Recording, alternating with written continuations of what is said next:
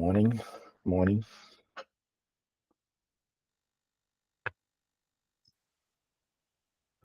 Good morning. Good morning. I'm still preparing my stuff. I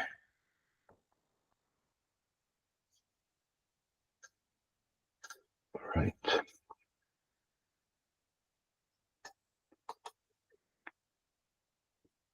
I like your picture, Cheryl. It's very encouraging. It's good to see somebody smiling in the morning. Oh, Morning, everyone. Yeah. Good morning. everybody. I hope it is good morning for you. Never assume, right? All right. Today we're gonna talk about some exciting stuff. Crypto. Not crypto, not Bitcoin, no. Cryptography. Were you able to get yesterday's thing recorded? I don't know. That's a question for Vincent. All right. So I mean, yeah, I left I did, early yesterday. I did click on it, right? I did I click. see a red button up there today. I haven't, Yesterday it's already up there. I haven't clicked yet. So All right. I don't know. So It's set to automatically record as soon as you log in, Alex. So it started. I saw it say call is being recorded as soon as you logged in. Oh, really? Yes. Okay. Okay. because yesterday at 4 a.m. it was just I had to go back to bed. Sorry. Mhm. No, I am pleased to know that you actually watching recordings. I'm so popular. Oh my gosh. I'm a superstar. Well, not super, maybe, but yeah. Hi.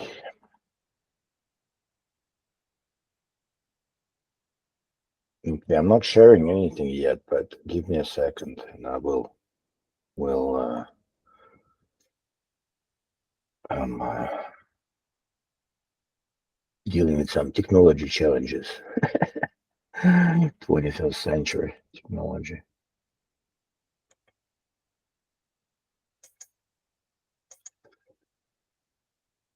Yeah.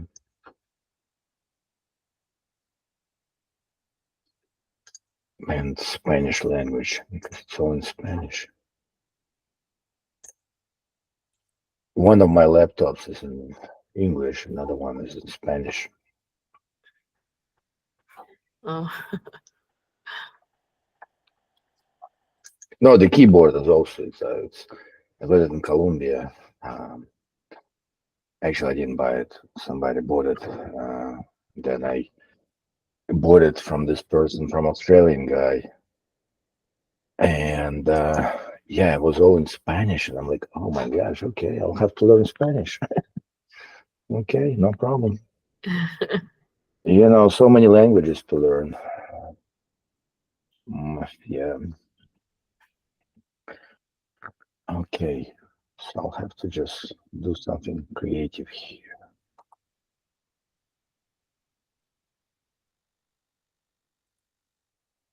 All right.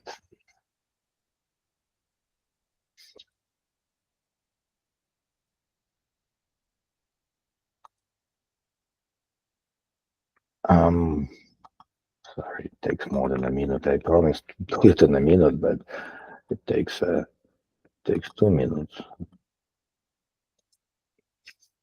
All right, I'll just do it this way.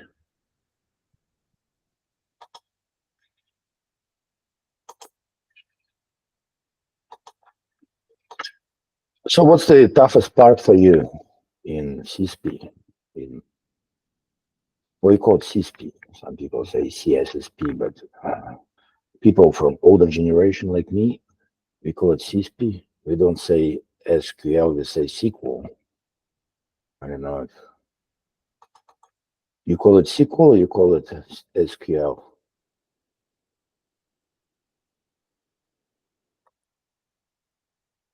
sequel. SQL, okay, yeah. And CISSP or CSSP. CISSP for me.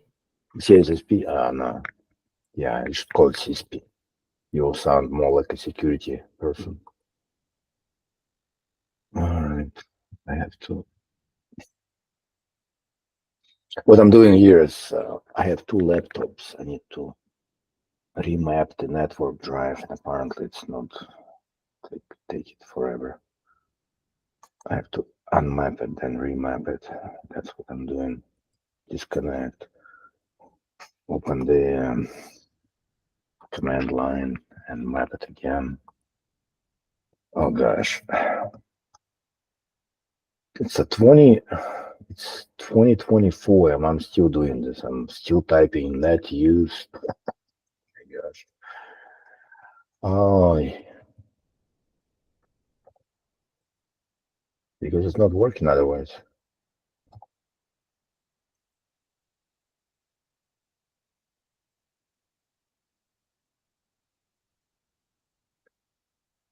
Oh gosh.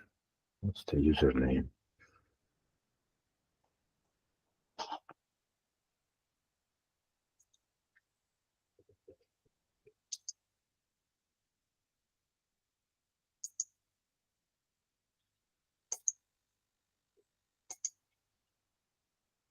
Oh, yeah.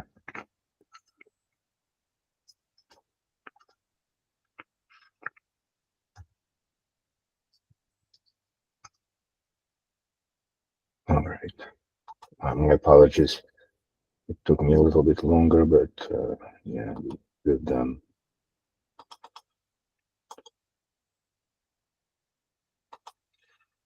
Yeah.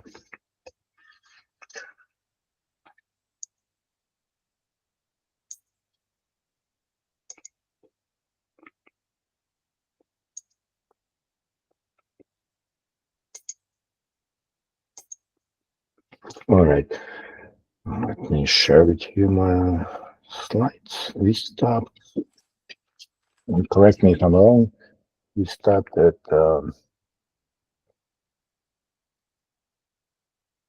actually, I don't remember where we stopped. We stopped at the,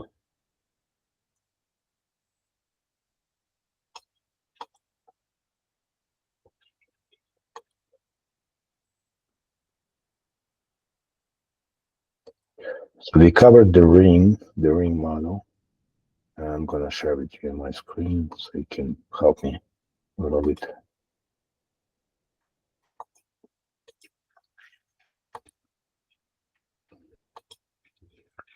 Okay. So we did cover the ring model. We did cover the architecture, right? Yeah, all the vital extensions. Then we went over the meeting. We did this one, I do remember that. And then we stopped here, right? Assess and mitigate vulnerabilities. Is that correct? Yes. Well, you don't remember either. Oh my gosh. What a I shame. think we did start there. But that's where we stopped actually. Yeah, that's what I think. Yeah. Okay, 36. So usually I write it down. That's why I keep this paper here. I guess yesterday I was so tired. All right. Yeah. Oh, we did and then we did the questions. Yeah. That's exactly what we did. Yeah. And yeah, did I tell you about my favorite operating system, Cubes OS? Yeah, I did.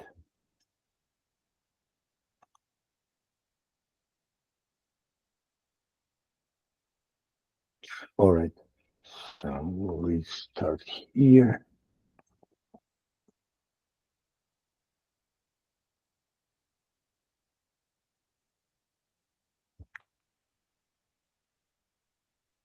This one is what? 37. Yeah. Okay.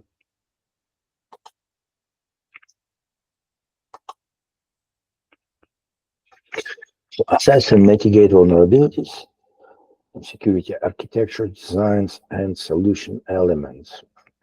So this sounds like it sounds what it sounds like, right? It's actually we did cover more slides. We did cover client based. Now I remember client based. We did cover that. We did cover server based. And unless you have any specific questions, we can just move on because we did cover those. So, and then we talked about databases inheriting platform vulnerabilities. You remember? We did talk about that. Yeah. So unless you have specific questions about any of this, we'll move on. But if you do, don't be shy, ask.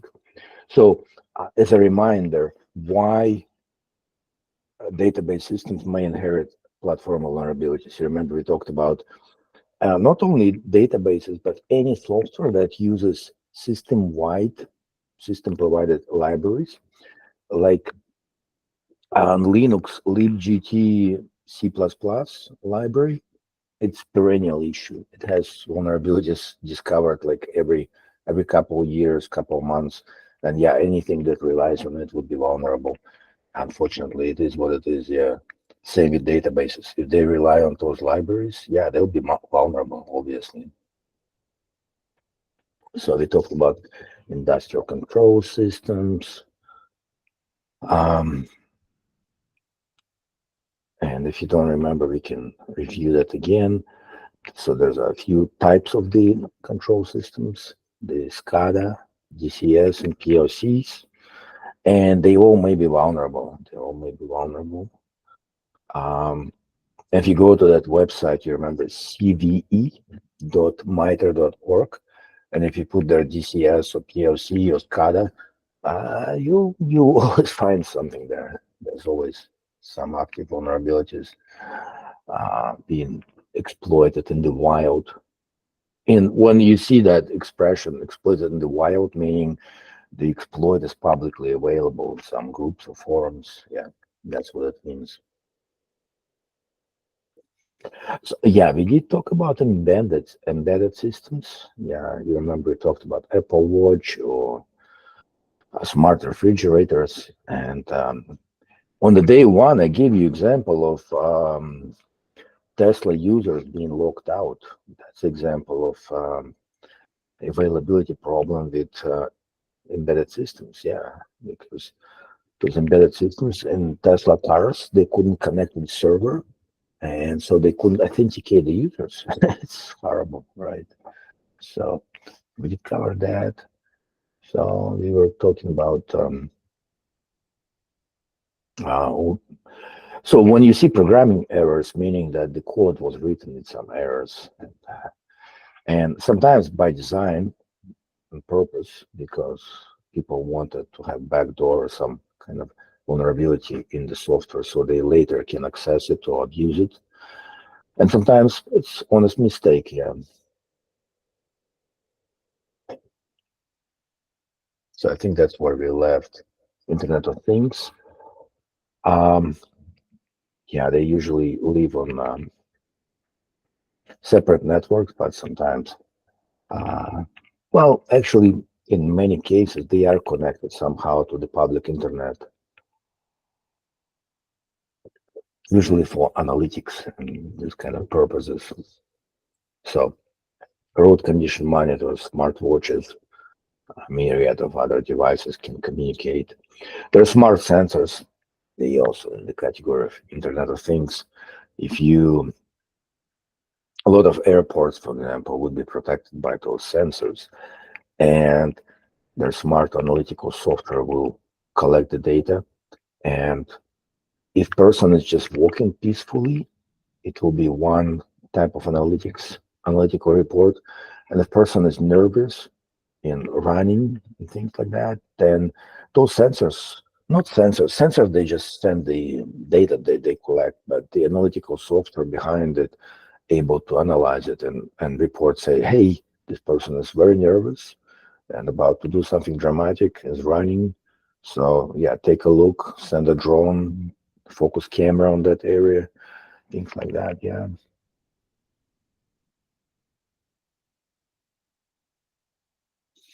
Yeah, we talked about distributed systems, virtualized. Yeah, we talked about, you remember hypervisor type 1 and type 2. Type 1 runs on the hardware usually. CubeOS, one example of hypervisor one. A lot of those based on Xen. Xen was very popular. Well, nowadays it's with the cloud. Nobody remembers about Xen, but Xen, yeah, Xen used to be the under the hood of a lot of cloud environments. Xen was used, and then eucalyptus was used. So if you Google eucalyptus, you can use eucalyptus to create your own cloud environment and sell services. Yeah, now I remember. We stopped here. So cloud systems architecture mode. So in a lot of environments, federal government environments, you would know what FedRAMP is, because FedRAMP is a federal government program that streamlines assessments of security of cloud service providers, right? It's a streamlined formal program. Any cloud service provider can apply. There's a long waiting list unless you have a sponsorship from a federal government agency. It may take a couple years actually to be FedRAMP certified. But yeah, so if you look at this graphic, which is not my favorite, but kind of puts together all of the components, right? So there's a compute, there's a storage, there's a cloud OS, and everything is software defined, right? Well, obviously, there's no Santa Claus. It's still runs on hardware. There's still operating system underneath. As I mentioned, initially they used Xen, then they used Eucalyptus, one of those two. And now AWS, for example, they do not disclose what underlying software is. They say they develop their own. It's probably true. But yeah, there's a secret recipe.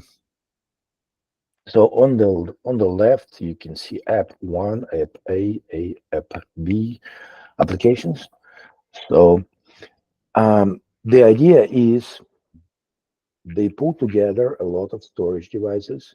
They run some kind of operating system that allows sharing and pulling and creating on the fly those virtual instances. So if you install CubeOS on your laptop, you can run disposable partitions, you can run normal partitions, you can run, and each of those could be Windows or Linux or BSD or whatever you prefer.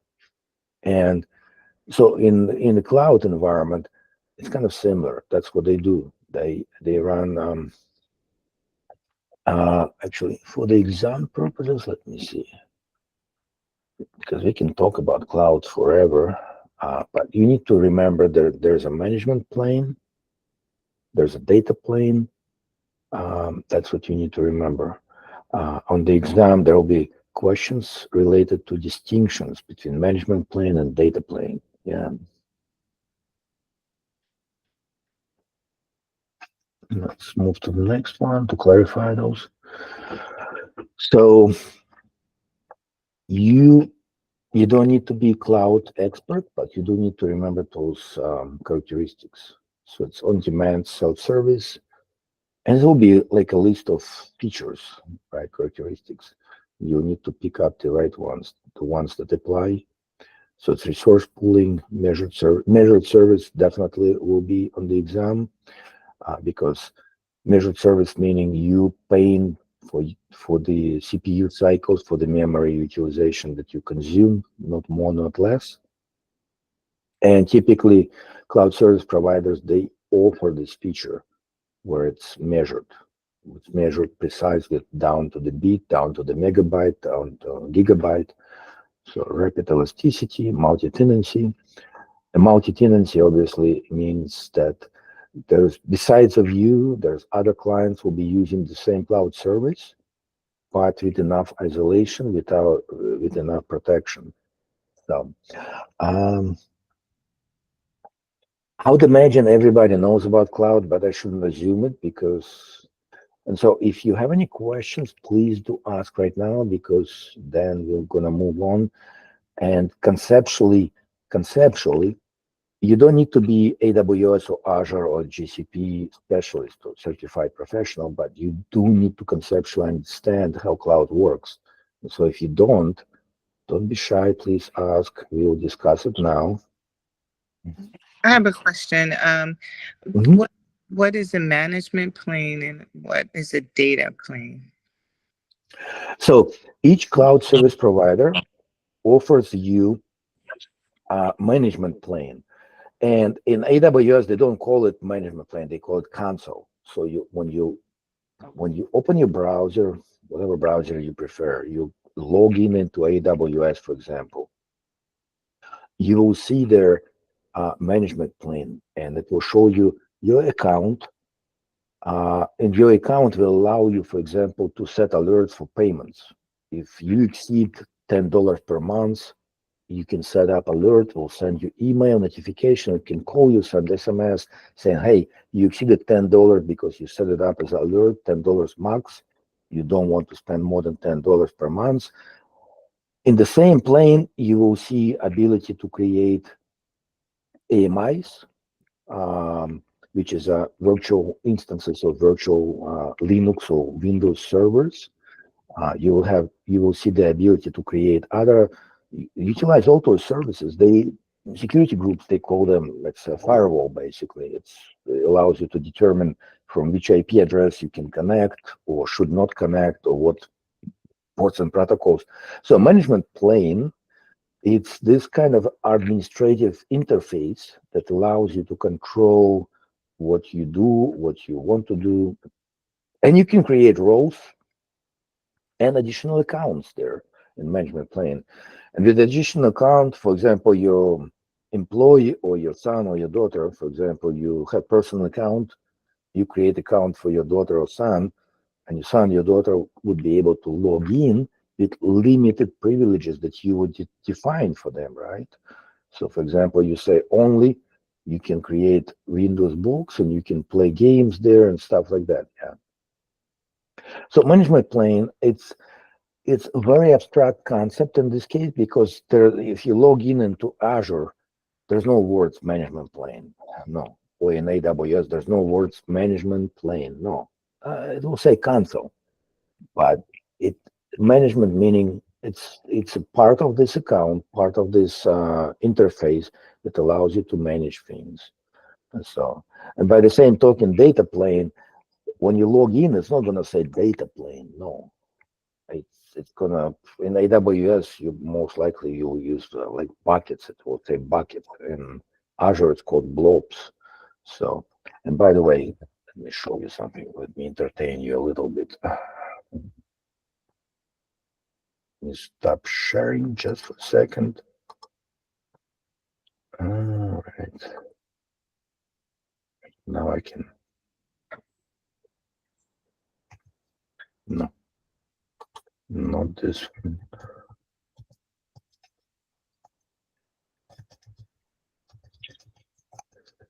Yeah.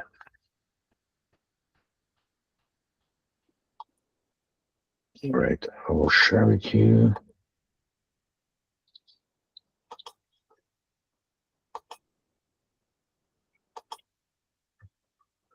So what I'm sharing with you, you remember yesterday I showed you Shodai? Yeah, this is a similar project, but they index buckets and blobs from Azure. So you see it's AWS or Azure blobs, right? Or digital ocean spaces.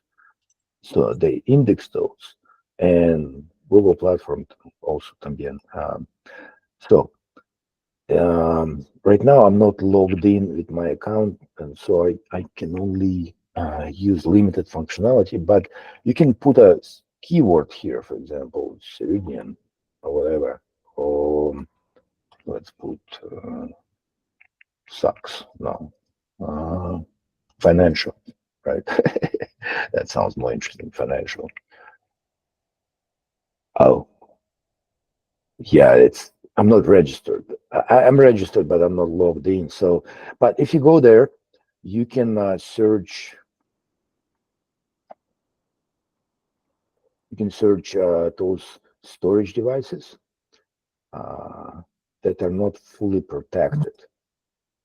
And yeah, but now I cannot use filtering, but you see, so here's some of the examples of the open buckets that are not secured. So most of large cloud service providers, they offer you storage for free. It's called buckets in AWS. It's called blobs in Azure. It's called something else in other platforms. But the idea is here, if you log in, if you register for free, there's a free level accounts. If you register for free, you can log in. You can put keywords here. For example, you put here keyword, I don't know, whatever keyword comes to your mind, and it will find files that are named to that keyword in those buckets that are not protected, not fully protected. So let's go to Google, NSA open bucket. You remember that story? About 30 gigabytes of NSA. That's no such agency. You know, the American agency is called no such agency. So their secret data was discovered on the internet. Somebody put it in. I think it was, gosh, who was that? Lockheed Martin, right? The guy, Lockheed Martin contractor. He forgot to put a password encryption on it, so it was an open bucket for a few months. Anybody could look at it. NSA data was stored in a top secret. NSA data was stored in an AWS bucket, and anybody could look at it. Yeah. It was a real story. It's not. I'm not making it up. So. Okay, so data plane is that buckets where they hold the data, or I'm still trying to figure out what that means. Data plane is a category of interface. Basically, it's Okay. It's an interface. It's when you log in to your account, and typically it could be your personal account, could be your company account, right? Or when you log in, so there will be different types of interfaces. So data plane is a type of interface where you see your data stuff, right? It includes databases. It could include Glacier. It could include. I mean, and I'm using Hey, Alex, yes. I might be able to help with a real world example here. Okay. Sure. Please At go work, ahead. what we do, we use AWS for a couple of different things, but one of which is part of the security there, we use it to scan cloud storage where things are stored in S3, which is one of their storage areas. And Right. based upon how much we store there, they bill us Okay. by the megabyte. So when Exactly. we Yeah. literally see an invoice online that tells us you scanned this much data stored in S3 and we're charging you $20,000. I'm just throwing that out there. It's not necessarily one, but I have seen them that large. I've seen them larger. And We'll believe you. yeah, We'll believe so you. you literally can see the exact amount you used, the exact amount by up to the cent of what they're charging you for it and how much per that they charged you for it. And you can see it every single day, up to date. Even if you looked in there 10 times a day, you could see it updated. Oh, and that's the data that's updating, that's being stored. No, actually, That's just for S3. It's across the board. There are other things like if you at Azure, we have the same thing. They have OCR, which is where you can scan images to see if there's steganography in there, where they're storing data that shouldn't be shared within the images. And in order to use that, they charge an astronomical amount, which is Microsoft. And for Right. however many images we scan, and we have the ability to monitor that to the moment, what they're charging us for how many images we scanned to look for data being stored in those images when it shouldn't be. Exactly. So what this lady shared with us, that's a management plan. That's where she can see those invoices, the billable. That's a management plan. But yes, if she would go, she would decide to investigate precisely what's been the storage and stuff, then would be a data plan. Yeah. She would go down to that level, the level of the S3 buckets and stuff, and she would decide, okay, I want to see what's going on, right? That would be data plan. Yeah, and we can cut it off if we want to. If we say, hey, they're using too much, we can say, here's the bill. You guys have to pay this in your department, and we can stop them right there and saying you're cut off for the month. Oh, we yeah. don't see a valid answer. And they say that the cloud is cheap, right? Cloud is cheap. What a joke, right? I think there will be movement back to the data centers soon, because what will happen, and it's my humble opinion, I'm not saying that's a for fact, but in the past, the problem number one was capacity planning, right? And utilization. There's the technology for utilizing services, utilizing the capacity that you have. You purchase capacity, you plan capacity for the next 5 years. It was difficult. It was difficult. And I remember those Exhibit 300s in the federal government when you complete those requests for funding and so on. And then you underutilize and you're being scrutinized, you're being criticized. And federal government leadership, they had hard time explaining that and justifying. And then, of course, cloud came and they said, "Oh, you move from you move to from this capacity planning, you move to different model. It's much simpler." But it's not simpler, because now, if you're in the cloud now, you're not talking about in the cloud, being in the cloud for the next 5 days or 10 days. You're talking about being in the cloud for the next year or 2 or 3 or 4 or 5 years. And so it becomes part of your capital planning, right? Capital expense. It's no longer tactical. It's no longer, it's capital. And so, and I see that with the current technology, when you can get those free tools like Eucalyptus, and you can build your own cloud in your data center. And so capacity planning becomes much easier. Yeah, we'll see. Anyways. But yeah, thank you for sharing. That was an excellent example. Thank you. Yes. Let's move on to the next. So again, you don't need to be a cloud expert to pass the exam, CISSP exam, but if you can, please try to associate this with the cloud computing for the exam purposes. So on-demand self-service, in other words, you don't need to call the account manager and have a long negotiation. Oh, if you don't know, I'm not sure if I need 20 servers or 30 servers. You just go in, you do self-service. And right now you need 30 servers, tomorrow you need 1 server. That's fine. You can scale it up and down as you wish, right? Both network access, meaning, yeah, you when you provision those servers, there's an option. You can select a network card with a 1 gigabit capacity or 100 megabytes or whatever you want. Resource pooling, yeah. It's scalable, rapid elasticity. Most of cloud service providers allow you that, because most of, actually 99% of cloud service providers, they do not have their own cloud. You know that, right? They leverage either Azure or AWS. They're smaller SaaS providers on top of it, right? But they leverage AWS or Azure.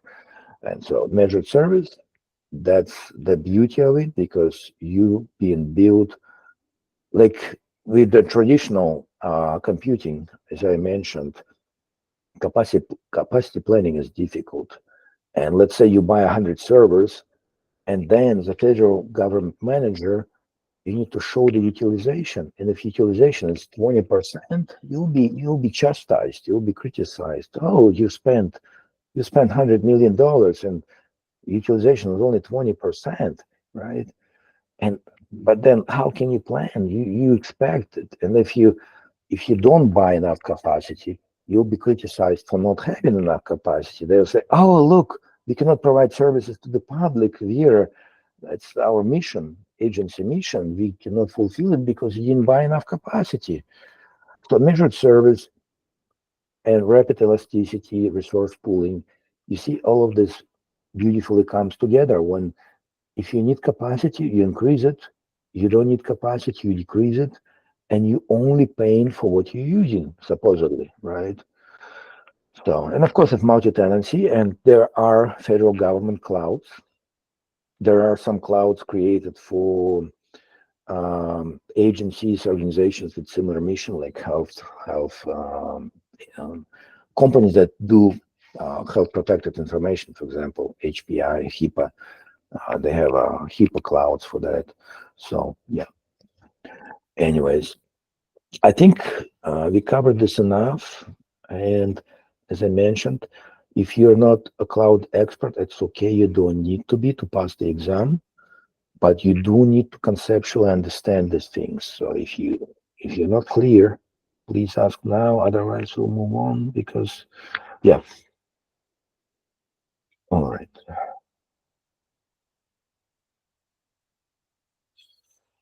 Yeah, service models.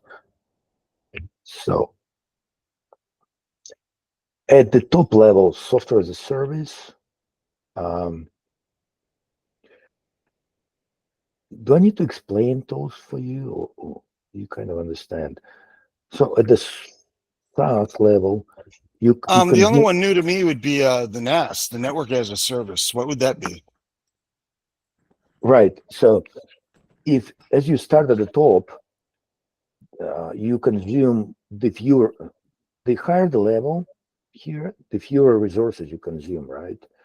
So, and NAS is new for me too, because it's not a typical offering that most of clients would consume, right?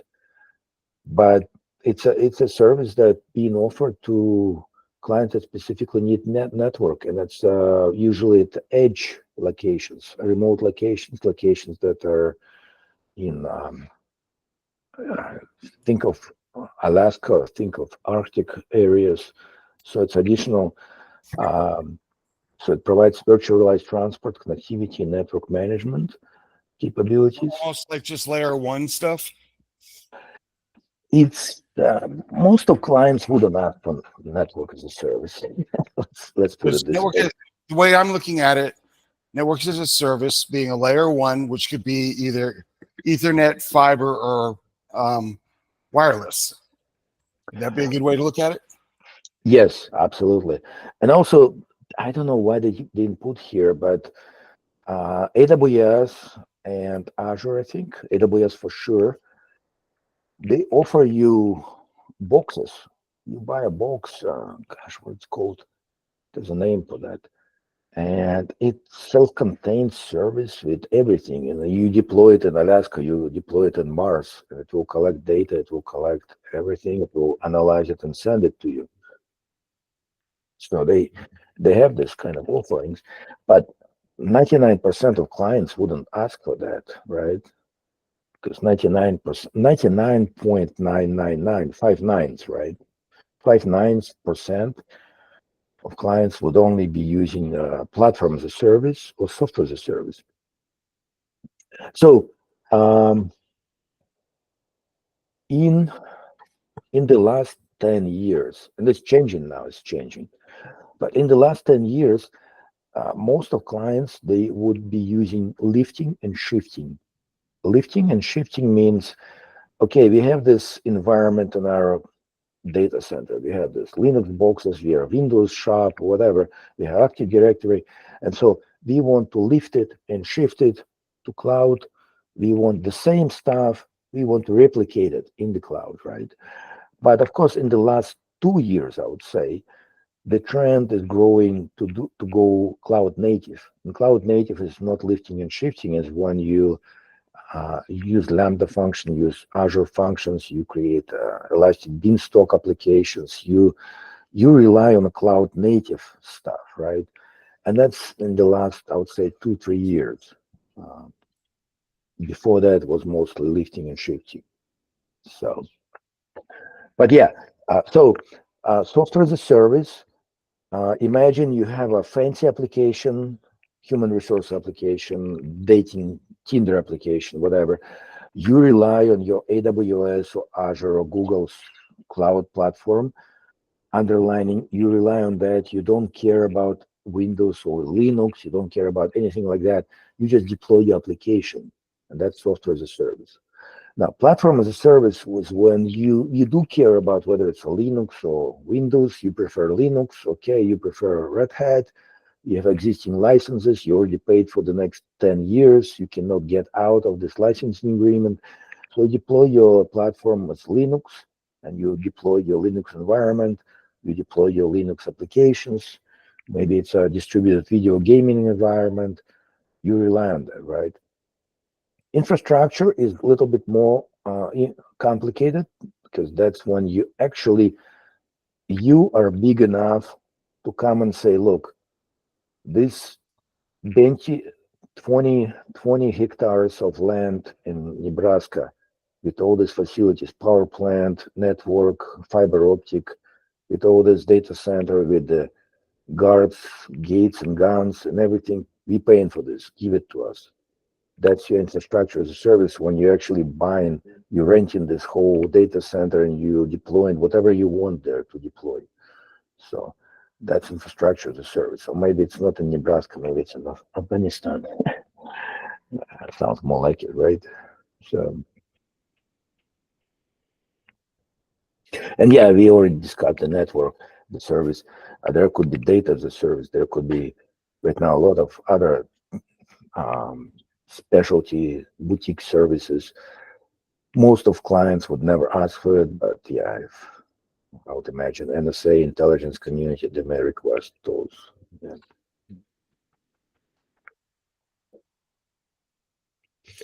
So deployment models, we talked about this already. Could be private, community, public, hybrid, GovCloud. So usually most of, I would say, again, 5 nines, it will be community stuff, right? Let's see, somebody is asking something. Do we have questions? Oh yeah, types of cloud computing, real bad. Yeah, thank you. Yeah. And again, Will, don't forget that this is AWS, what you're sharing. Azure may have the same, but they may call it slightly differently.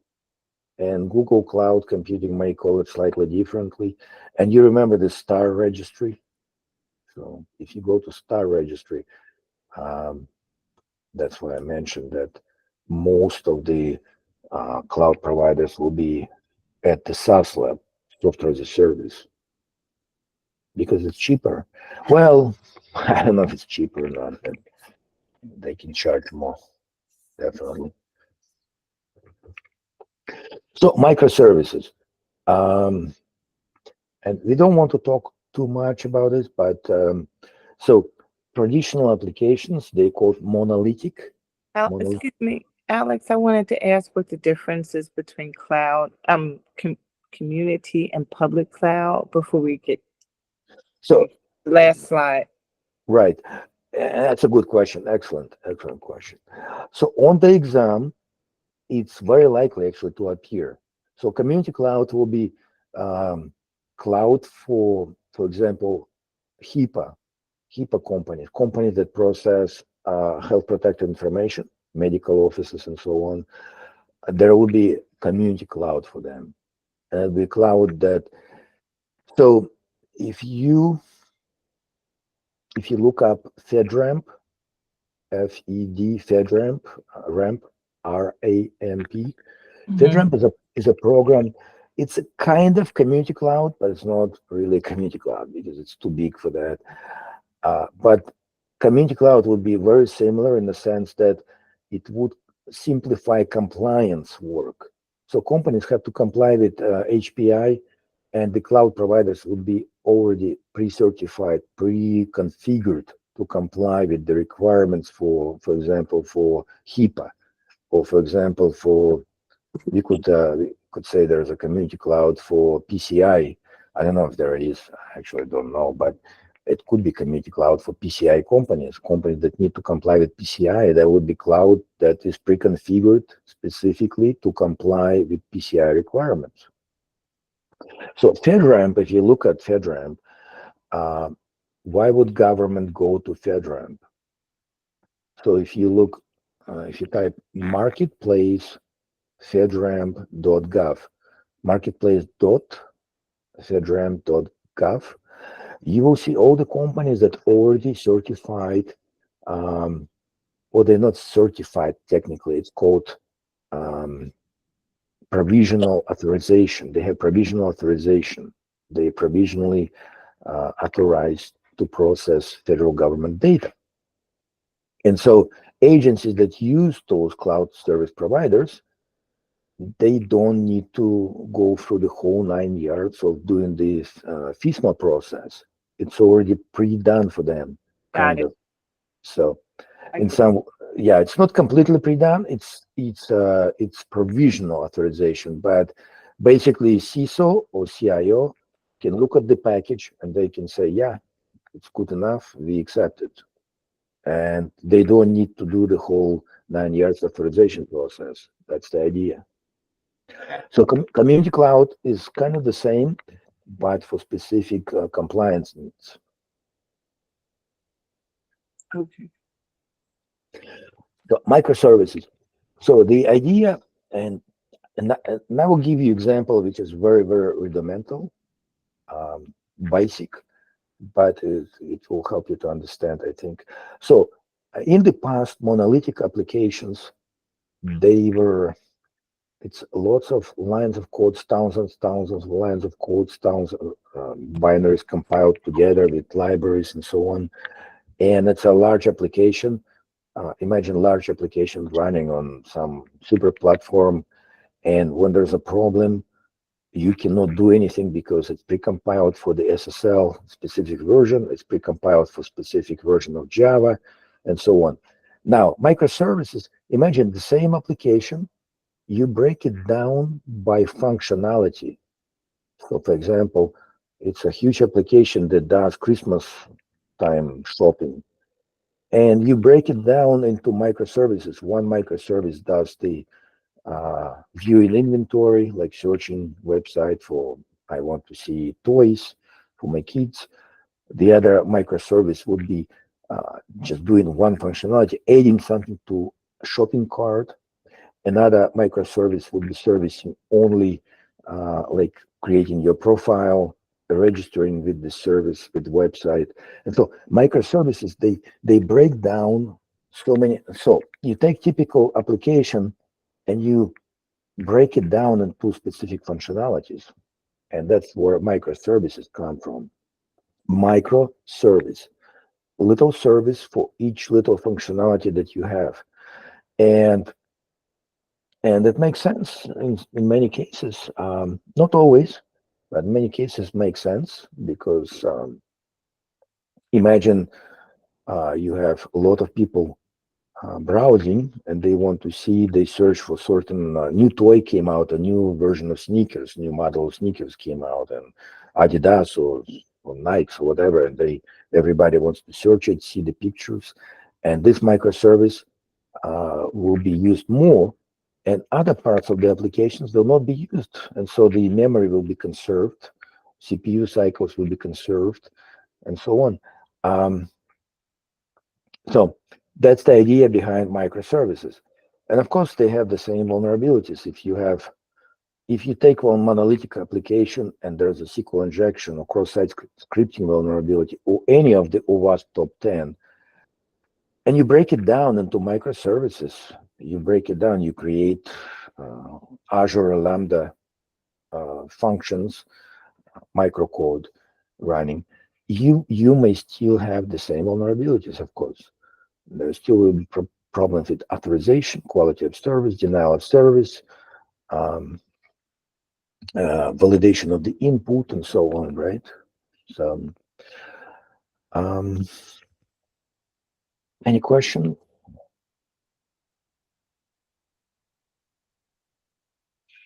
Microservices is a growing trend. It has been a growing trend I would say at least 5-7 years, right? And I guess it's here to stay. Pardon me. So containerization works in tandem with microservices often, because these microservices, they often run in containers. And the typical most famous example of containers called Docker with Kubernetes, used for managing tools. They call them swarms. Swarm meaning like, yeah, swarm means what it means, what it says. It's basically so many little Dockers running together in a concert, orchestrated by Kubernetes. And so there's same issues that could be with any other application. So it provides a layer of shared OS services to reduce the size and complexity.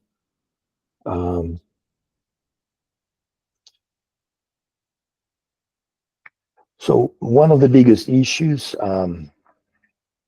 there are a lot of issues, but in my opinion, a lot of companies, they do not have enough governance. And so if you Google a public repository Dockers, there are so many containers available on the public internet that supposedly provide you with all the functionality you need. You just download and run it. And of course, a lot of those are infected with malware or with some functionality that you don't really want on your network. They contain rogue or malicious processes. They basically, yeah, it's like installing a rootkit on your network. Oh, welcome, hackers come from Russia with love, right? You install it on your systems, and suddenly they have access to all your environment. So governance is a very important issue with Dockers, and that's what I tell my clients oftentimes. Look, use it, but create your private internal registry. There must be registry. Docker's images should be scanned, should be analyzed. What functionality they provide should be analyzed, should be controlled. There should be registry. So, but yeah, for the exam purposes, rogue and malicious processes that could be introduced with containers, I think it's probably the number one that's most likely to appear on the exam. So improper isolation from hosts, excessive privileges, yeah, that's another issue. What's always the issue? Excessive privileges. All right. So microservices and containerization, they kind of go hand in hand, because microservices typically run as Dockers.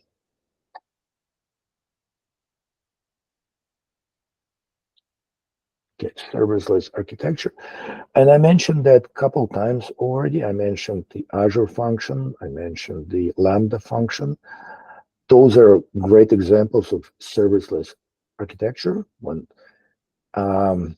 there's always server, right? There's always server under the hood, but it's serverless in the sense that you don't manage the server. Cloud service provider is managing the server for you.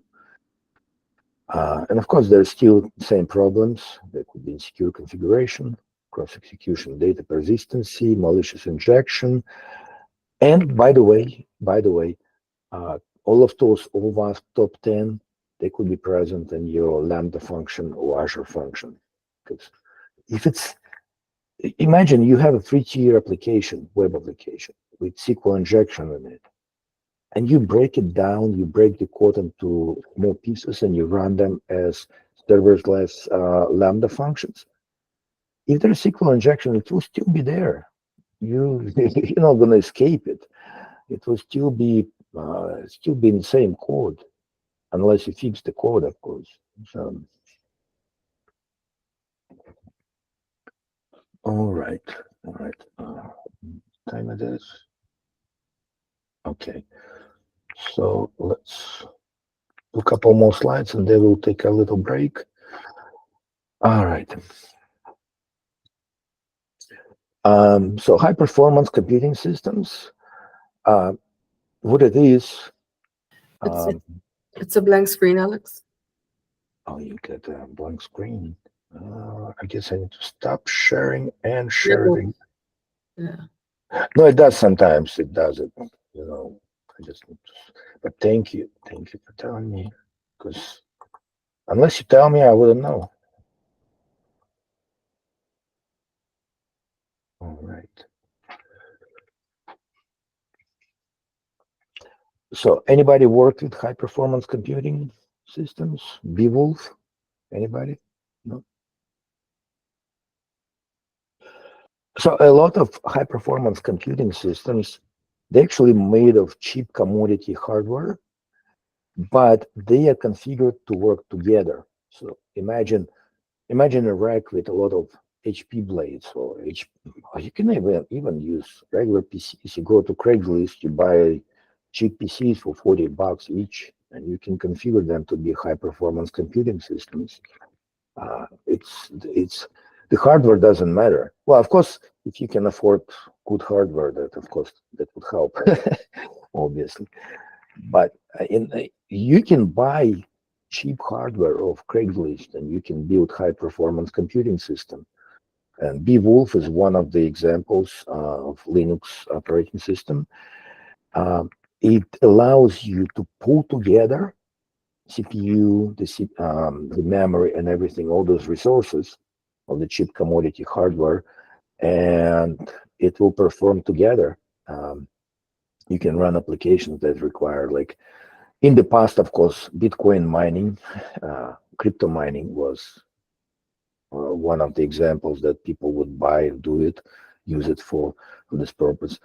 I've seen it being used at medical libraries for DNA modeling and things like that. For a lot of pharmaceutical companies use high performance computing systems for modeling how the vaccines and drugs will perform and so on. So,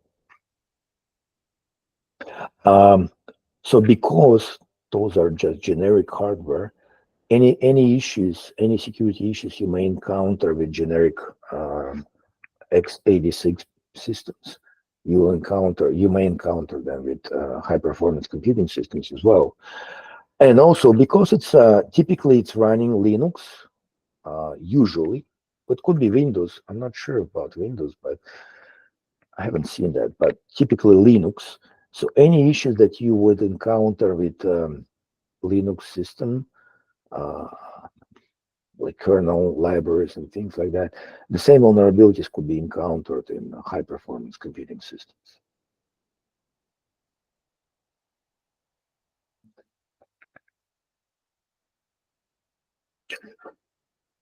So this, for some of you, this may sound a little bit funny, edge and fog computing architectures. So fog computing places a layer of computing resources closer to the input sources. That's the idea. So it's very related to edge computing.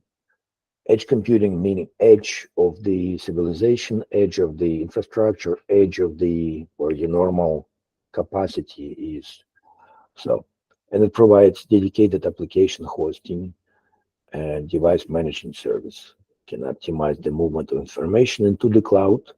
So edge computing also encompasses endpoint devices, often embedded systems without much memory, without much CPU capacity as part of the edge. That's why it's edge device, edge. So initially edge computing devices were at fixed locations. And you think about regularized environments where edge meaning locations where not infrastructure and services not readily available, right? So you think about some severe climate environments and things like that, yeah.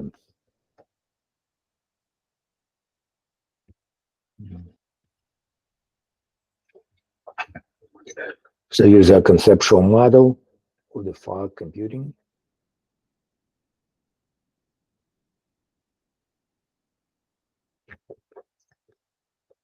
For the exam purposes, remember, it's the proximity.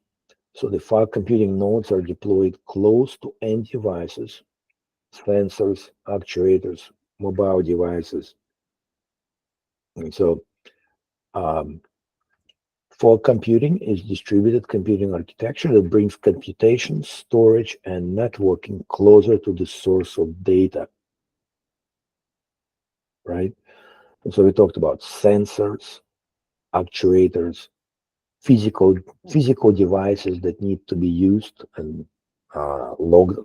You collect data from those physical devices.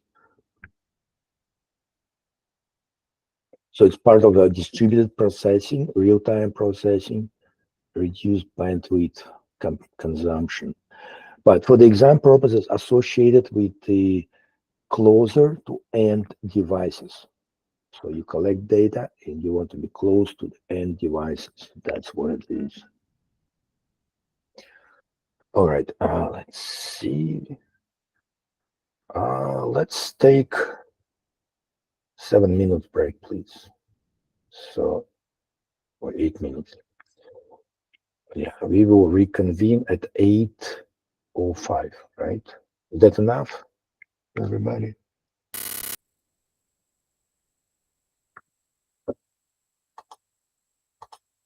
We're taking short breaks because we only have short sessions. So.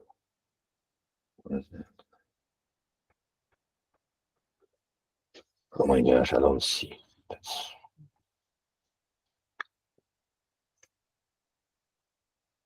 this Google Meet is like terrible.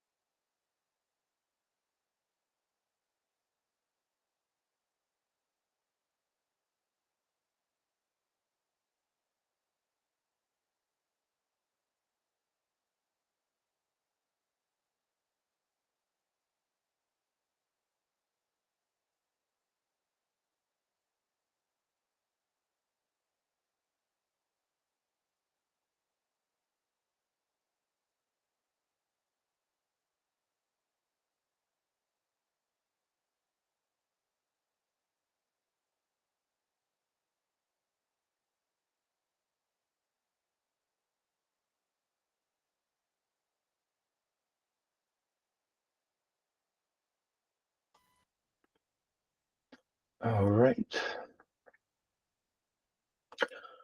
So let's talk about crypto. Again, not cryptocurrency. Crypto is cryptography, right? Select and determine cryptographic solutions. So well, for the exam purposes, you need to look at what the slides will show you. But in reality, imagine you work for the federal government. How are you going to select crypto? You're going to select whatever is FIPS compliant, right? FIPS 140-3 now, or is it 4? What's the current version? I'm not sure. But yeah, you would look at the FIPS standard. Whatever FIPS standard is, you would just do it. You will accept it. So if you work for the federal government or you're planning to work for the federal government, remember FIPS 140 dash whatever the current is, probably 3 or 4. That's what you'll be using if you work for the federal government in the United States. Now, if you're a private company, then of course it's different. Go ahead. Somebody wants to say something. Can you share your screen? Oh, sorry. I apologize. Yeah. Thank you. Thank you. Thank you for reminding.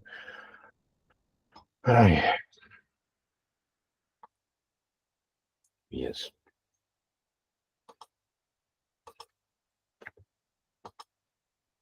Did I mention that I was mugged? My head is still hurting. I was hit on the back of my head. I like Latin America. Usually nothing happens here, but once in a while, it just happens. Yeah. So Terry must be able to determine the best application of cryptographic approaches to solving organizational information security needs. In the next couple slides, we'll cover all the basics of the crypto.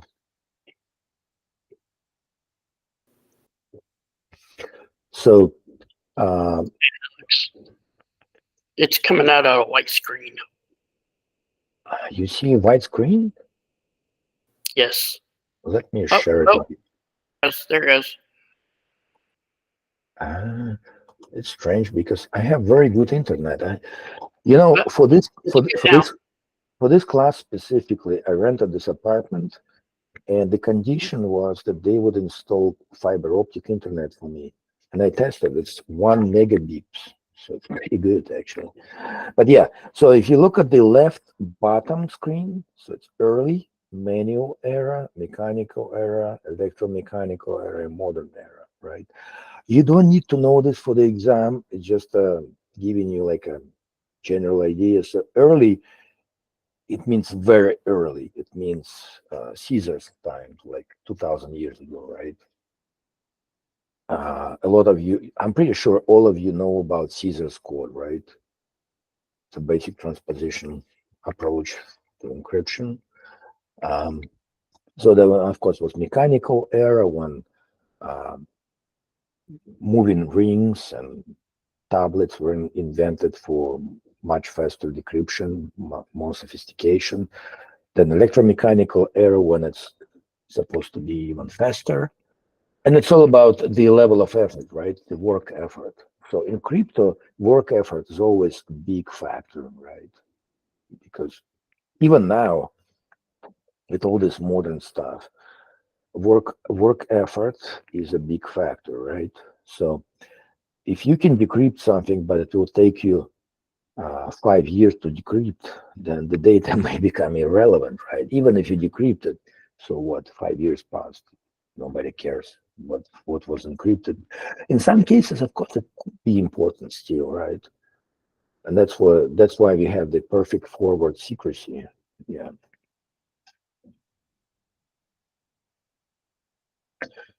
So let's look at the common components. You do need to know for the exam these concepts. You do need to know what plain text is. Plain text is plain text.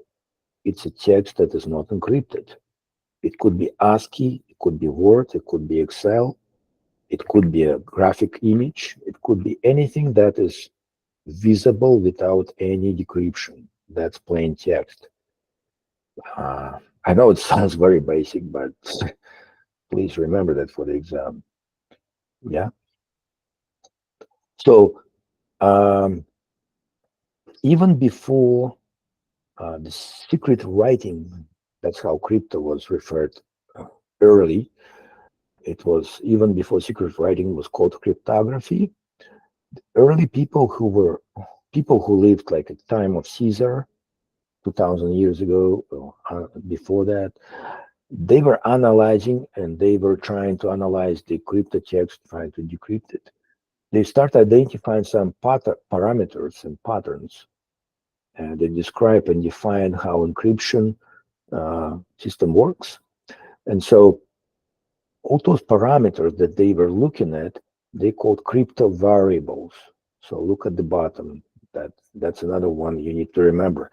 So you don't need to be expert in crypto, no, but you do need to recognize crypto variables word as a valid, legit word on the exam. If you see it in the question, it's a legit word. You need to know this. And crypto variables implies those parameters: encryption key, plain text, algorithm. So those are crypto variables. So you do need to know that frequency analysis in the context of crypto system is a valid term. So if you see in the exam crypto frequency analysis, that's a valid term. You do need to recognize it. So if you see multiple choice questions and you see frequency analysis, that's a good one. You need to choose it. So algorithm, obviously that's a specific approach, how things are being encrypted, right? Encryption key, decryption key. In symmetric system, it's the same. In asymmetric, you got a couple, you got two. You got public key, private key, and we will discuss it in the next slides. So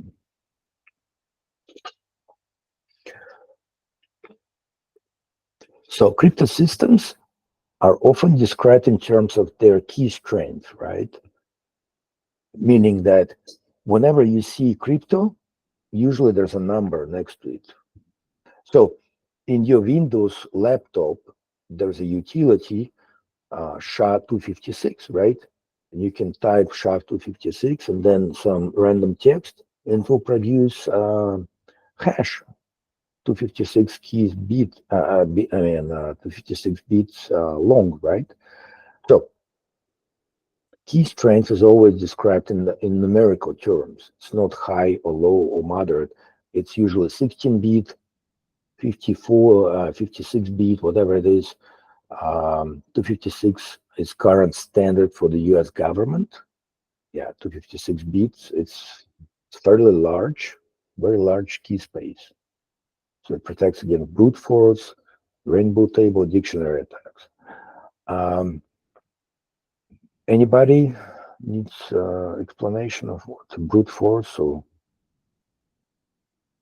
please, no, speak up, please speak up, because I assume you know it because everybody kind of knows it. But so no collisions, meaning that well, if there is collision, it's a problem. It's a problem because, and it's a problem that eventually gonna hit the Bitcoin, right? Because eventually there will be collisions eventually, and that's a problem with Bitcoin or any other cryptocurrency because so they use hash algorithm one-way function to produce digital digest, right? And digest is inserted as a header of each new block. But eventually, there will be computing capacity to produce collisions at will. Like right now, with all these older algorithms, you can produce collisions. No, not a challenge. So,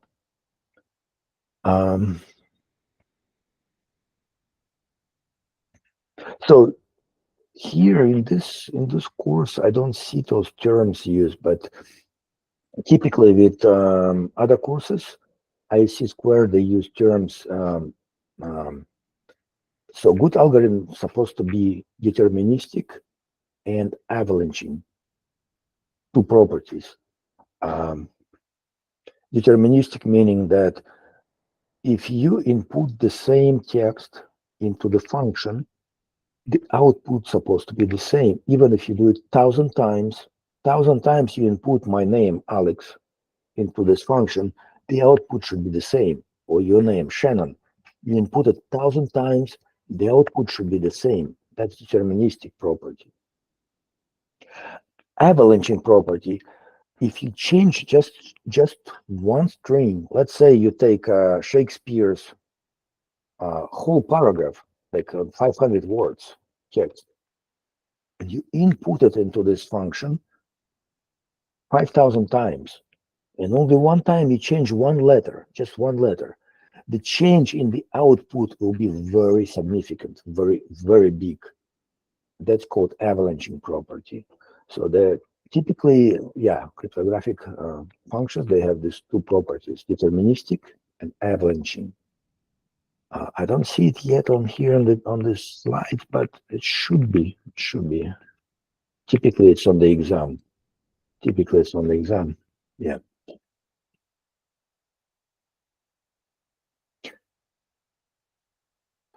So symmetric encryption, as we discussed, it existed at least for 2,500 years, probably, at least 2,000 years. I don't remember.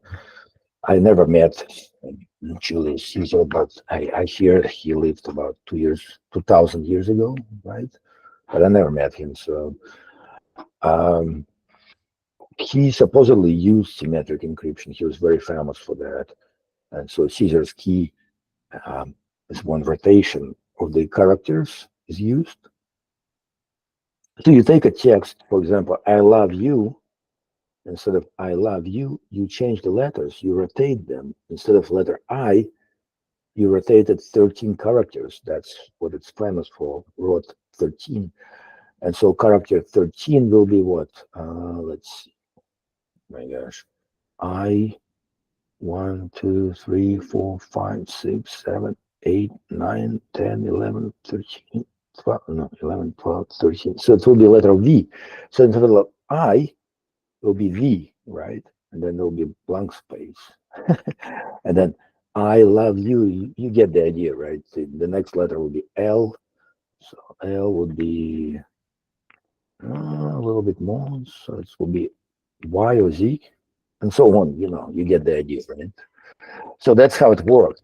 So instead of I love you, you would see V, then X, whatever, Y. Yeah.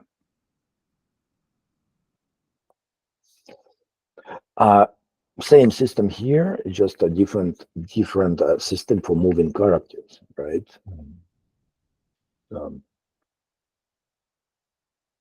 Oh, and by the way, you need to know, it's not on the slide for some reason, but definitely, let me type this in the chat box because you do need to know this.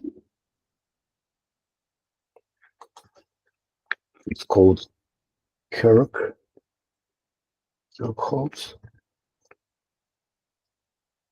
principle. Yeah, definitely review that. So, as a Dutch dude, he lived a long time ago, before computers were invented. And he was Dutch. He was a linguist and cryptologist. And he was the first to suggest that well-designed cryptographic system will be secure even if everything about the system is known. In other words, imagine everything is known about cryptographic system, but the key is not known. And so, yeah, that makes it secret. Only the key must be protected from this, protected for the cipher text to remain secret. So remember this. It's a Kirchhoff's principle. It's like 90% chance of that will be on the exam because they love this. They always put it on the exam, Kirchhoff's principle. So, in other words, the implementation of the system can be public as long as the key is secret. The system will be secure.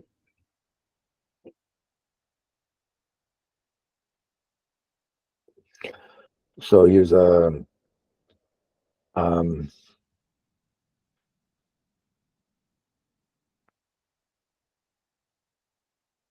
monoalphabetic ciphers use only one alphabet, and if Alex, you we have a white screen again. say it again, please. We have a white screen again. Let me Up there we are. stop sharing and share again. Thank you for telling me. So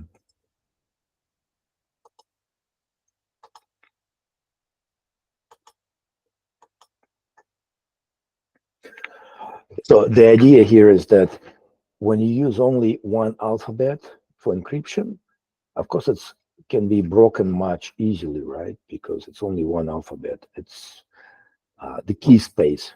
If you use the term key space, let's go back here. Yeah, the large key space.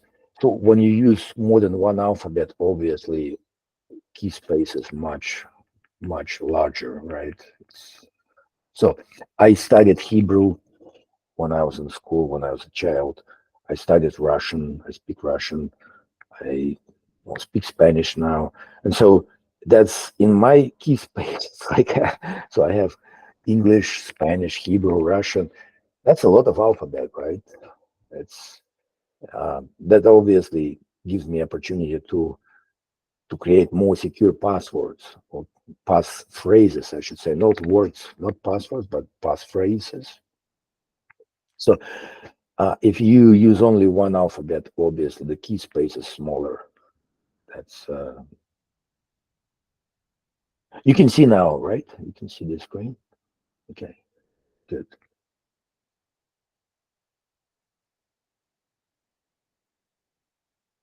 So running key cipher, the use of modular mathematics and the representation of each alphabet letter by its numeric place in the alphabet are the basis of many modern ciphers. So the English alphabet would be calculated as modular 26, I'm sorry, 26, because there are 26 letters in the English alphabet. So using the modular operator, sometimes it's like mod in a lot of programming languages. You see mod or similar, or you see the slash. Yeah. So it's written like ciphertext equal plain text plus key in parentheses modular 26. So I don't think it will be in the exam. I think they included it for completeness.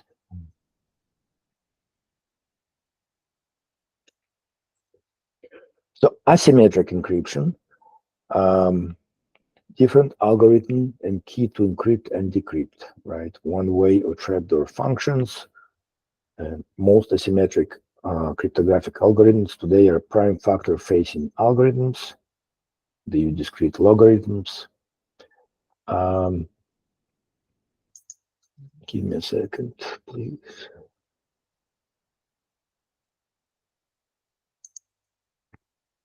Yeah.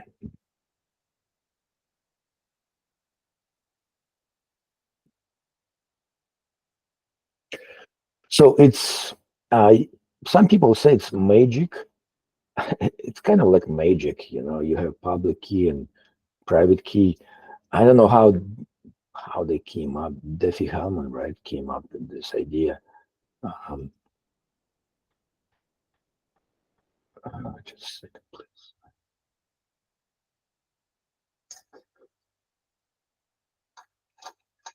Hmm.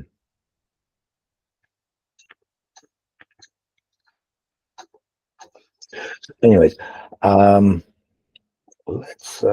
me show you something because some of you may not know this. Right?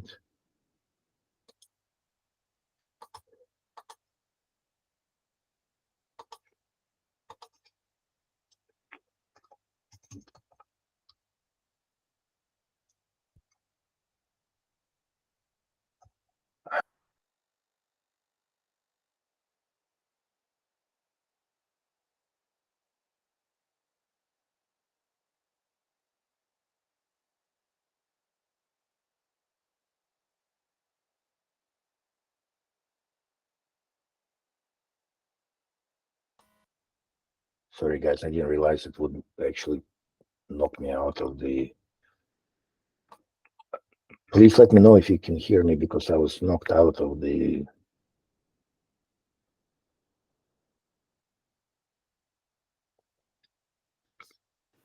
I can hear you. You can hear me. Good. Yeah, thank you. So, we are talking about public key cryptography, PKI, and OpenPGP is one of the platforms you can use for Please. free. Please share your screen. Uh,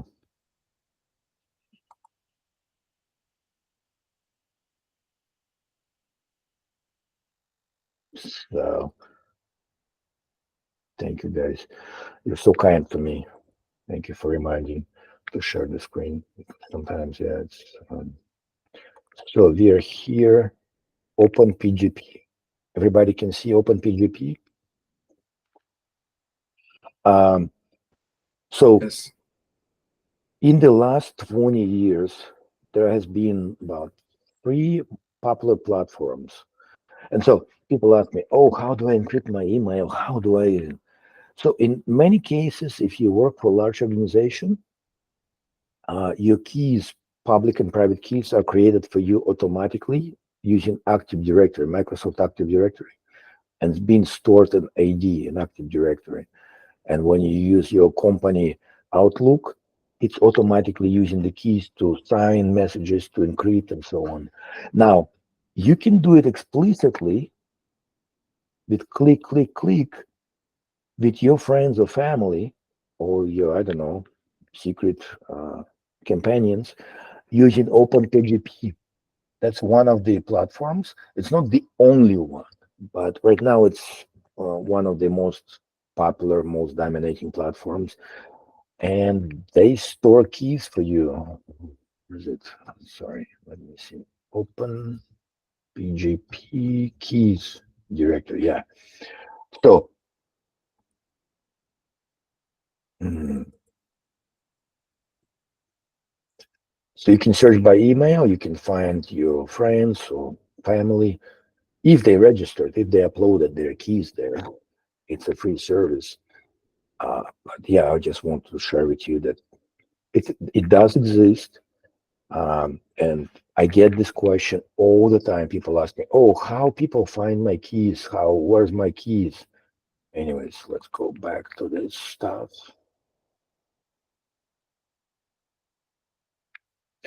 So the public key cryptography, what's amazing is that you don't need to share the key. So with symmetric key, we talked about symmetric key, right? Symmetric encryption.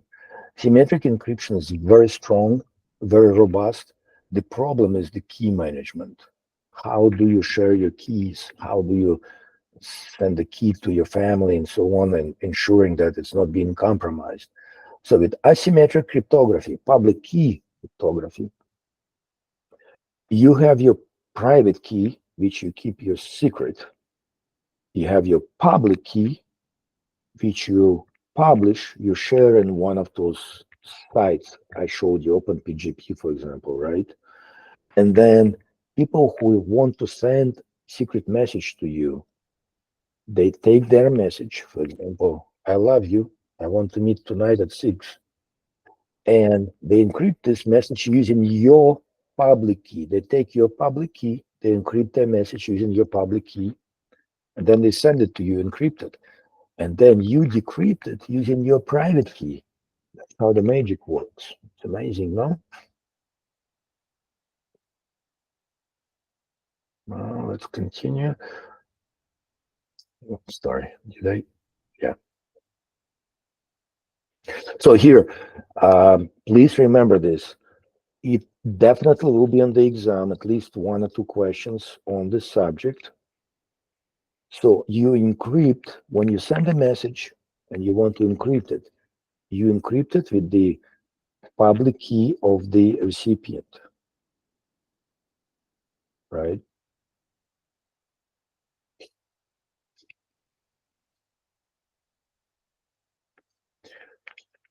Um, yeah, I don't.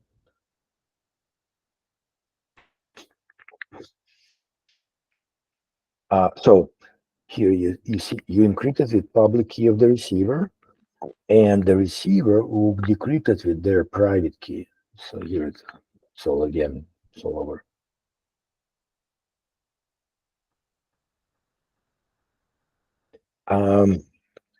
Honestly, I don't know what it means. I'm not a math genius, and you need to be a math genius to understand this. But yeah, it's an elliptic curve algorithm, has the highest strength per bit of key length of any of the asymmetric algorithms. If you understand it, you're probably PhD. I don't have a PhD in math, so.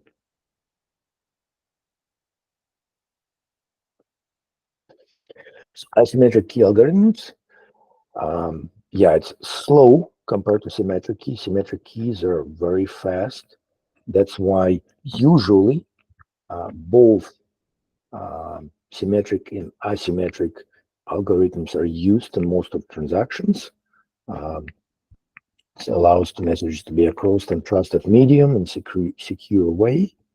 Allows non-repudiation of origin and delivery and access control and data integrity. Mhm.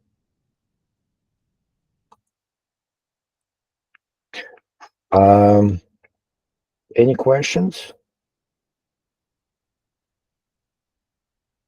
Elliptic key, elliptic curve, I don't know what it is, so don't ask me about this. And I hope it's not going to be an exam. If it will be on the exam, it will be in the terms that it has the highest strength per bit of key length. So now this you definitely need to understand. You need to understand this part, that you encrypt your secret message with the public key of the receiver, and then receiver decrypts it with their private key. That's when you need to confidentiality, right? Now we talk later about integrity and authenticity. That's a different story. Different key would be used.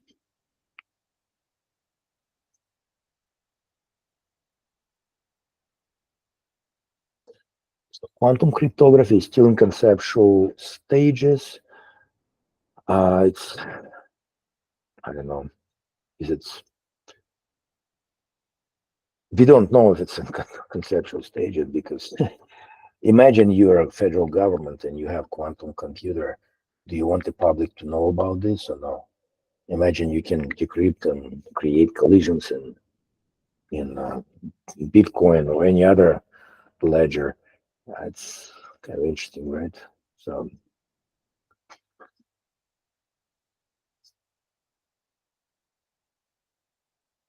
steganography. If there will be any questions on the exam, there should be more than one, maybe one question. And all you need to know is the science of hiding information. Digital watermarking is part of steganography. And that's what's usually used nowadays. So that's probably all that you need to know for now. But it's used. Steganographic techniques can be used to hide data, film images, videos, audio, and any other form.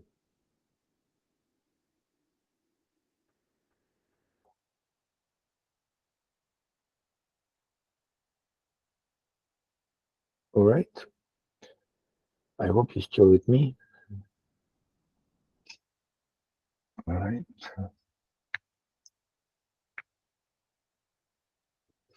So we talked about distributed ledger, blockchain.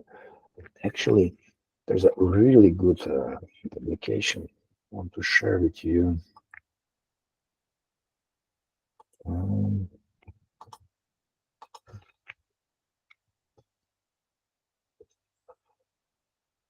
It's called NIST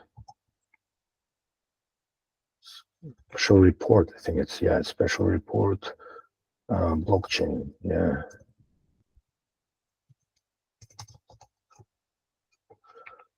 Yeah.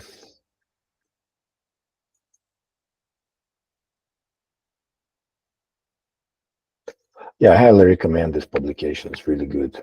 It's 8202. Yeah, NIST. Yeah.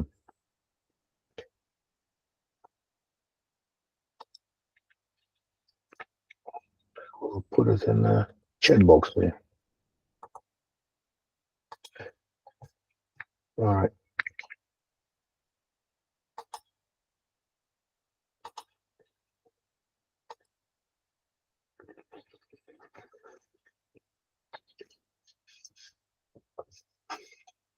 So, distributed ledger. So each subsequent block contains the hash or checksum or digest of the previous block, right? There's more. So I share with you this publication. I shared with you that NIST publication. It's investigative report 8202. It's actually a very good publication, very easy to read, and explains all this stuff in very easy terms to understand. So, but yeah, the idea is each block. So you have a hash of block one, and then it becomes the header of the block two, right?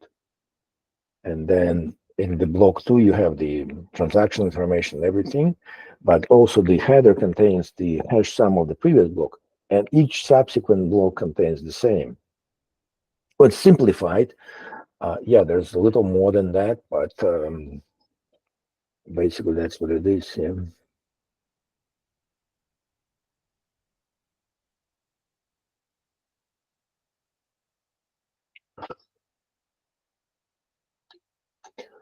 So here's we discussed it kind of already. So here's a different use. See.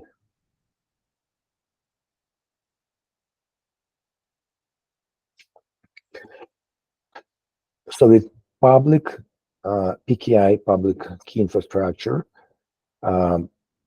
this diagram displays different uses, not only, so when your goal is confidentiality, you need to encrypt your message. For encrypting your message, you use public key of the receiver, right? Now, when you use a lot of, your text is very large, like you sending, I don't know, you wrote a poem, and that's maybe 5 pages long or 25 pages long. Then you see there's a symmetric key on the left side, on the right side. So the symmetric key in this case, it's a session key. That's a key that will be generated by your client application. Let's say you use let's say Outlook. Outlook is much simpler. Yeah, you use Outlook email client, and you're sending a lot of text. So Outlook will create symmetric key, and it will be encrypted with the public key of the recipient. And so the recipient will receive the email message, and to decrypt the public, it will use its private key to decrypt the symmetric key. And once the symmetric key is decrypted, it will be used to decrypt the entire text of the email message. So, do I need to repeat this? Anybody has any confusion about this? Please speak up, because you will definitely have at least 3 questions on the exam on the subject of the PKI. I have a question. Where does the symmetric key come from?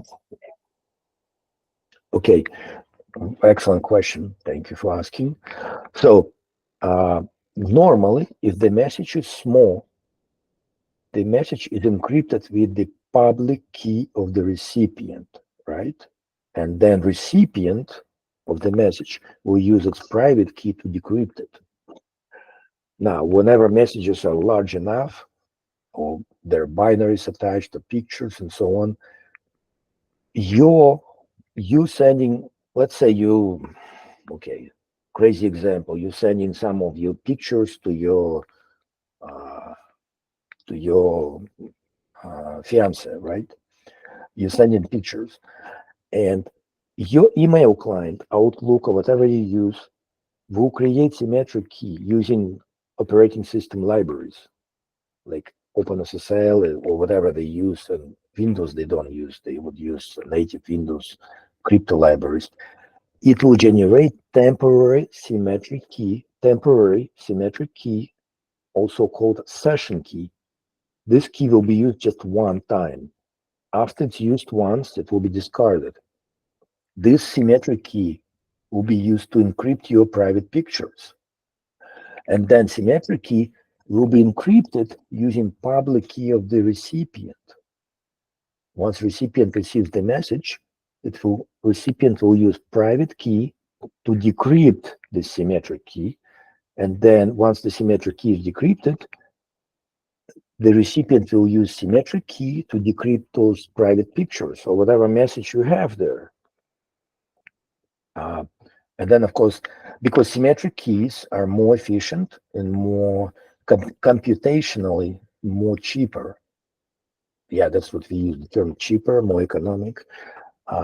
Symmetric keys are more efficient, much faster, and yeah, easier to use. So now, if you want also authenticity, then you will also use your private key.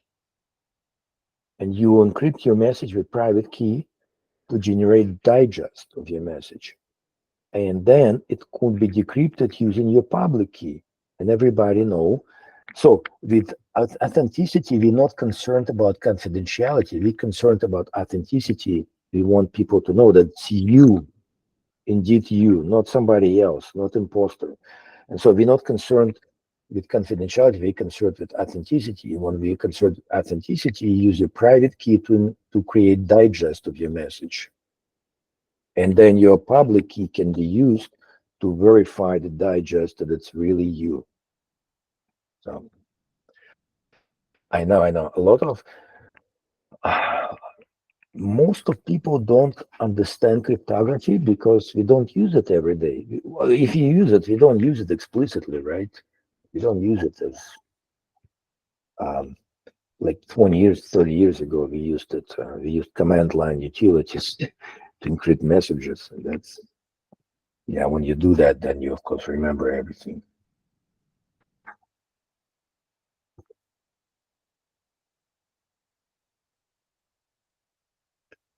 All right, so we already discussed this stuff. Yeah. Confidential message exchange with proof of origins and receipt. Yeah, we already discussed that. All right. So remember, for authenticity, you generate digest. Well, it's actually with, so if you think about software distribution, Microsoft, when they shipped, or Red Hat, also Red Hat, and it's Linux native utility, when they ship their binaries, they sign it with private key. And so you can use the public key to verify authenticity. You can verify signature using public key of the sender. But that's when authenticity is important. When confidentiality is important, you use your recipient's public key to encrypt it. And then recipient will use private key to decrypt it. All right?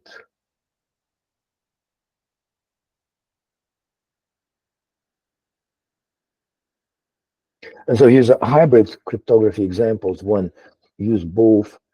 You encrypt the message with the public key of the recipient, and then you create digest signature using your private key. So that's combined together. You remember symmetric key is only a session key. It's only used for one transaction, and it's created by the sender, and it's encrypted by the recipient's public key. All right. Okay, let's see. Now, don't be shy. If you have doubts, please ask, because this is a tough subject. It's not a shame to ask about this stuff, because a lot of people don't understand this stuff. Do you mind going over that one more time as far as the encryption for confidentiality versus authenticity? Right. So when you, and oftentimes it's both at the same time. That's why we have the hybrid example. But instead of hybrid, let's separate into two different use cases. Imagine Joe Biden emails his announcement that he's out of the race, right? He would use his private key to create digest or signature of his message, that it's really him who's saying it. And then his public key would be, you could pull out his public key from OpenPGP or from Active Directory or from other repository. You'd be able to decrypt it and verify that it's truly Joe Biden saying it, not somebody else, right? Now, that's when authenticity is important. Now, when you're concerned with more secrecy, let's say you're sending some pictures of you to your fiance and you don't want anybody else to see those pictures, then you would need encryption. Your email client would pull out the public key of your fiance. You would use this public key to encrypt the message. Then when your fiance receives the message, she would use your private key to open the message, to decrypt it. So when secrecy is important, only recipient's supposed to read it, right? And so you use recipient, specific person, you use public key of that person to encrypt it, and then person will decrypt it with private key. Now, when authenticity is important, you're not concerned about secrecy. You want everybody in the world to know that's you who's saying this. Then, of course, you would use your private key to encrypt it, and anybody in the world would be able to pull down your public key and decrypt and verify the signature. So that's what it is. All right. Okay, thank you. That was a great example. I don't know if it's a great example, but it's as long as it sticks in your memory for the exam. And again, past the exam, you probably won't need this knowledge, because with modern email clients, it's done transparently. So you just click sign it, and voila, it works. So, but yeah, it's so people ask a lot, and a lot of people don't understand how do we get the keys and stuff. So if it's your private company, if you work, let's say I worked for IBM, right? At IBM, they had internal Active Directory repository of those keys, and all employees of IBM were able to use it. Obviously, when you send it outside of IBM, then it's not going to work unless the entity has published its key in a public repository. Like I showed you, OpenPGP, it's one example. Their companies could be federating this federated identity, right? Federated identity publishers can publish those keys also, but typically it's limited to internal organization. IBM would not share those keys with others. They would just make it available for themselves. Or in some cases, they may choose, okay, yeah, we'll make it available, we'll publish the public keys, and anybody in the world can pull down those public keys and verify that our email communications is actually encrypted and valid. So, do you get the idea? So, there is no such entity in the world that would publish keys for everybody. No. OpenPGP will publish your key only if you choose so to do. That's voluntary service. You have to do it explicitly. You have to go upload it and publish it. Unless you do it, it's not going to be published, obviously.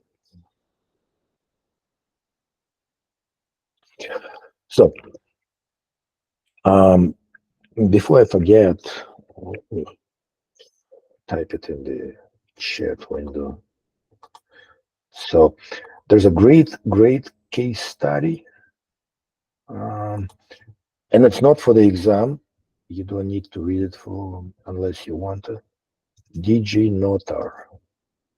I mentioned it already. Fox IT. Yeah, Fox IT report. So that's a great case study. If you're interested in case studies, you should read it. Why? Because so when SolarWinds happened and other breaches in the US, they didn't publish technical details. They don't know exactly what happened. They don't want us to know. But with Fox IT, the Dutch government, they actually commissioned this private company, Fox IT. Fox IT did the full investigation and actually published all the technical details. That's why it's a very good case study to read, to understand what actually happened. So DG Notar, it was Dutch National Certificate Authority. It was a company that was issuing certificates to other entities. They were at national level. So they were actually very powerful. And that's why the breach was very interesting because when the malicious actors who penetrated their network, they actually issued certificates in the name of Mossad, CIA, NSA, Apple, Microsoft. They issued those private keys and certificates. And who knows, those keys may still be around somewhere, may be used. So,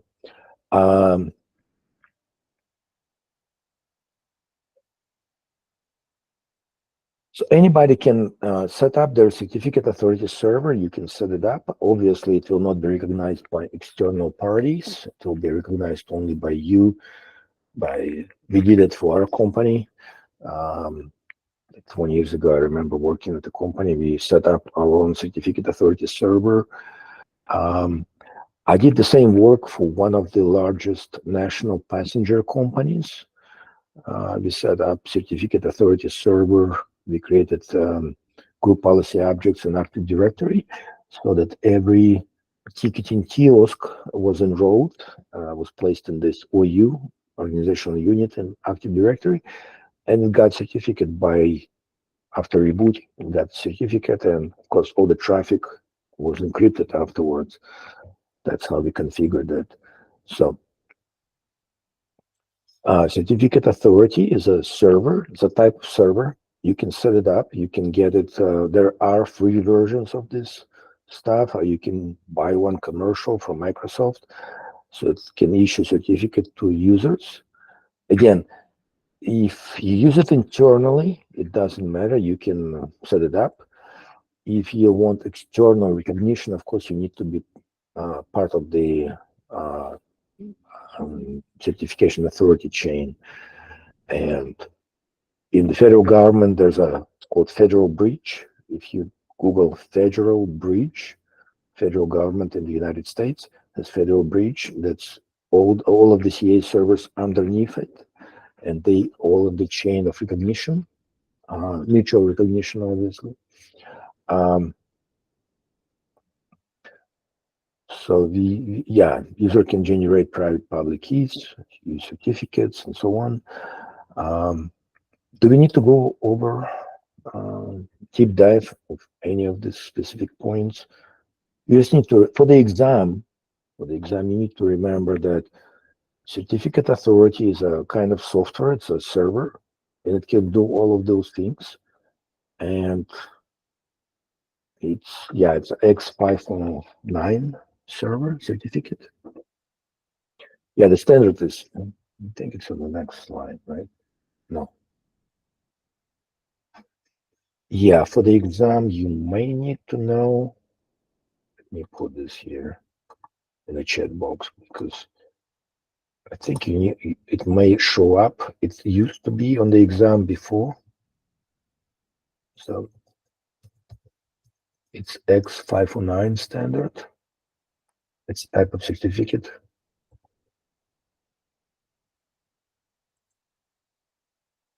Yeah.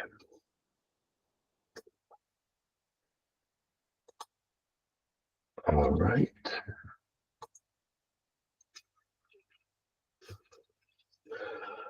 So hashing is a type of one-way function. It's encryption function. It's one-way function. I mentioned before that on your Windows system you have a SHA-256 utility that can produce hashes. It's free. You can use it.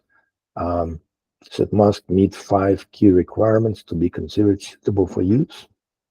So it's uniformly distributed, collision resistant, impossible to invert. It's one way. That's what it means. One way, impossible to invert, and computed on the entire message, deterministic. Well, I also mentioned another property. It's called avalanche, right? Avalanching. So deterministic meaning that even if you run it 1,000,000 times, you input the same text in, the same string, fixed length string should be produced as output. That's called deterministic. Now, if you take 1,000 characters text and you change only one character, the change in the output should be very significant. It's called avalanching. And it's impossible to invert, meaning that once you get the text, you get the output, and there's computationally, currently, there's no way to take this output and produce the input.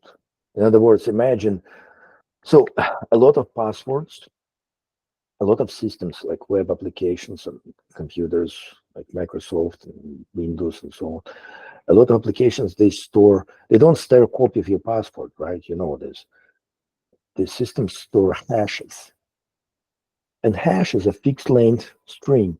And so if somebody stole database of hashes, for them, it's very, very, very, very difficult. Well, with current technology, it should be impossible to take a hash and produce your actual password. For example, my password for one of the systems is I love Lindsay. Don't ask me why. I don't know who Lindsay is. I don't know anybody by name Lindsay. That's why I made a password. I love Lindsay. And of course, love is spelled with 0 and number 3. I love Lindsay with 2 exclamation marks, right? Now you know my password. So imagine you stole database of application and you have a hash of my password. You should not be able, with current technology, if hashing algorithm is strong enough, you should not be able to take the hash of the string and turn it into I love Lindsay. That should not be possible. So, okay, we have 2 minutes. Go over. Yeah. So the MD5 is deprecated. It's considered legacy. SHA, depending on what's, and of course it's acronym. It's a Shamir. Gosh, I don't remember names, but yeah, it's a 3-letter acronym. 3 guys came up with this SHA algorithm. SHA-3 currently is considered the strongest one of the strongest ones, and currently it's considered unbreakable. So there's no collisions. MD5, there are non-collisions. So hash of variable length, Haval. That's another one. Race integrity primitives. Evaluation method digest. Right MD 160. There's also Whirlwind. There's so many algorithms. These are the most commonly known algorithms. And MD5 is no longer considered to be reliable or secure. It's considered to be deprecated. That's the term they usually use. They say deprecated. All right, it's 9 a.m. So we'll stop here at this point. Any questions? I have time for one question only. No questions, then I'll just stop. And yeah.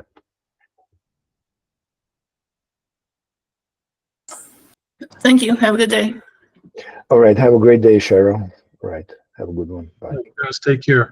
Thank you, Alex. Thank you, April.